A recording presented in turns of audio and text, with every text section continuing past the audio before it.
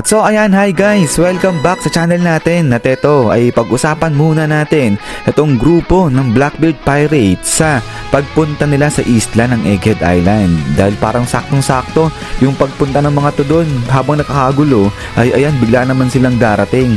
At isa pa, yung posibleng kunin nila pagdating doon sa isla ng Egghead Island at gawing kakampi. So ayan, ay bago nga tayo magsimula ay katulad po ng dati, kung bago ka pa lang din sa channel natin ay huwag mo kalimutan mag-subscribe at pakipindot na rin yung notification bell para ma-update ka every time na meron tayong bagong upload. So yun lang naman po at ulit ay maraming salamat sa paghihintay. So huwag na nga natin patagalin pa, simulan na natin yan.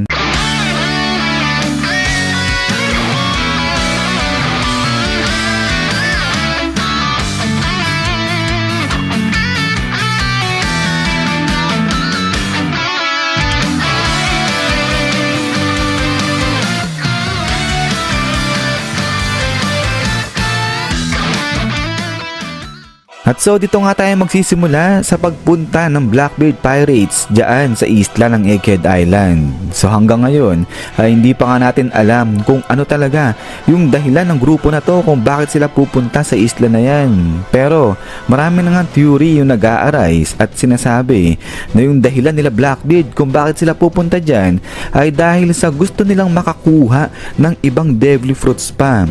So naniniwala yung marami na itong si Blackbeard alam niya na dito sa isla ni Dr. Vegapunk ay makakakita sila o makakatagpo ba sila ng ibang devil fruits pa o ng ibang kapangyarihan at gusto nila na ma-acquire lahat ng yon.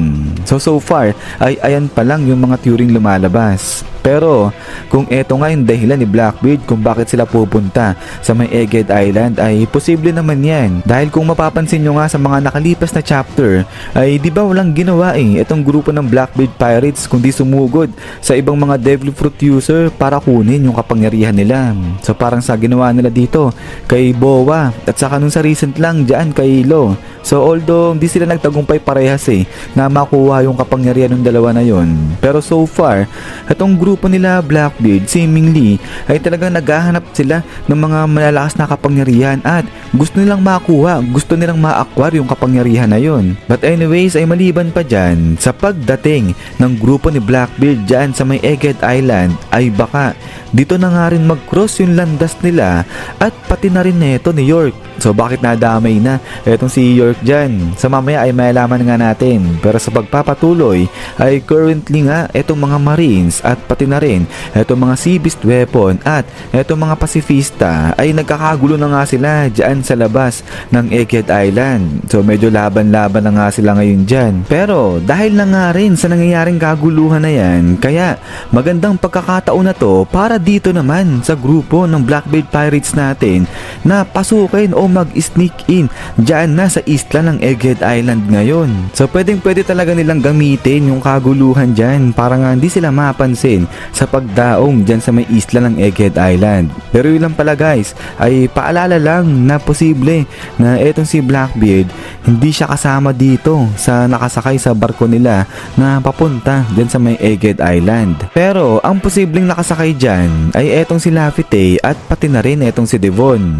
So bakit etong dalawa lang yung posibleng nakasakay dito sa barko nila Blackbeard na pupunta nga dun sa may Egghead Island? So kasi nga diba, nung sa nakaraan etong sila Blackbeard kasama niya yung iba pang mga kapitan niya ay kinakalaban pa etong sila Long. So habang paparating yung barko na yun papunta dun sa may Egghead Island, eto sila Blackbeard na ikipaglaban pa. Habang dito naman sa kabilang banda, etong sila Aokiji, etong sila Shiryu, etong sila Vasco Shot, etong sila Avalo, si King Avalo at pati na rin etong si San Juan Wolf. Nandito naman sila sa may Pirate Island at kinakalaban nga etong grupo naman ni Garp. So dito sa mga laban na naganap na to ay hindi natin nakita o walang appearance dyan yung dalawa, si Laffy at saka nga etong si Devon. Kaya nga posible na habang nakikipaglaban etong mga to ay going back etong dalawa, si Laffy at saka nga etong si Devon, sila yung nakasakay dito sa barko ng Blackbeard Pirates na papunta dito sa may Egghead Island. So ibig sabihin ay kanya-kanyang trabaho etong Blackbeard Pirates natin dyan. At Kung ang pag-uusapan lang naman ay yung sneak in o yung pag-infiltrate, ay pasok na dyan. Itong dalawa, itong si Devon, alam naman natin ha, pwede yung magbago-bago ng anyo, isa yan sa mga kapangyarihan niya. Habang itong si Lafite ay sadyang malupit na talaga siya pagdating nga sa pag-infiltrate. Nakita naman natin yan noon pa man din nung sa bigla siyang dumating doon nga sa may Marijoa habang nagmi-meeting itong sila Sengoku. So Marijoa na yun ha, pero ang dali lang kay Lafite na ma-infiltrate yung lugar na yun. So, i-assume na nga natin na ang dahilan ng Blackbeard Pirates sa pagpunta dyan sa may Egghead Island ay yung kumuha nga ng iba pang mga devil fruits o ng iba pang mga kapangyarihan.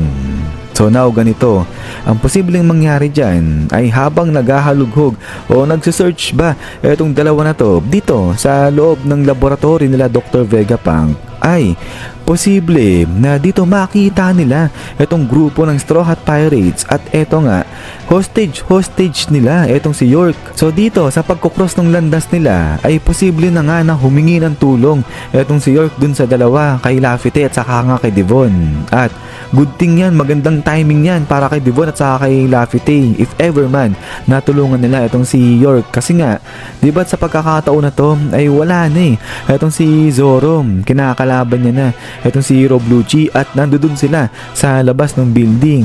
Habang dito naman sa kabilang banda, etong si Luffy wala rin at eto nga kinakalaban pa etong si Kizaru.